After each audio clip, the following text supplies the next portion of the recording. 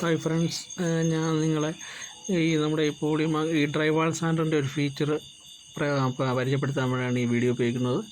ഈ വീഡിയോയിൽ കുറേ ഇത് ഞാനീ പറയുന്ന കാര്യങ്ങൾ കുറേ പേർക്ക് അറിയാവുന്നതാണ്. എന്നാൽ ഇതറിയാത്തവർക്ക് ഉപകാരപ്പെടാൻ വേണ്ടി മാത്രമാണ് ഈ വീഡിയോ ചെയ്യുന്നത്.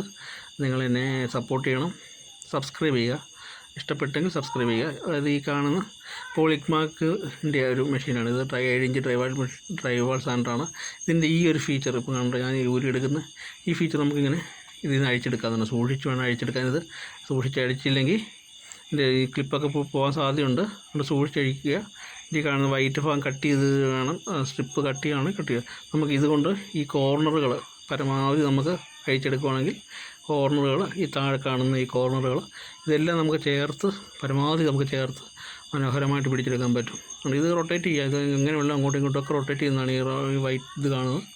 നമുക്ക് ഈ ഭാഗം ചേർത്ത് എവിടെയൊക്കെ അതിപ്പോൾ നമുക്ക് ഈ ഹുക്കുകൾ കാണുന്നത് നമുക്ക് പരമാവധി എവിടെ ചേർത്ത് പിടിക്കണോ അങ്ങോട്ടെല്ലാം ചേർത്ത് പിടിച്ച് പരമാവധി പേപ്പറത്തൊക്കെ എത്തുന്നതാണ് ഇതിൻ്റെ ഒരു ഫീച്ചർ എന്ന് പറയുന്നത്. സൂക്ഷിച്ച് ചെയ്തില്ലെങ്കിൽ ക്ലിപ്പുകൾ ഒടിഞ്ഞു പോകാം. പക്ഷേ ഇതിൻ്റെ വൈറ്റ് മണ്ടേ കാണുന്ന വൈറ്റ് ഭാഗം കട്ട് ചെയ്തിട്ട് വേണം അത് ഊരിയെടുക്കാൻ. അത് കുഴപ്പമൊന്നുമില്ല, കട്ട് ചെയ്യുന്നതിനൊന്നും സംഭവിക്കില്ല. ഇത് നമ്മൾ പിടിക്കുമ്പോൾ കാണാം, നമുക്ക് വീഡിയോ ഞാൻ കാണിച്ചു തരാം. പിടിക്കുന്ന ഭാഗം ഇത്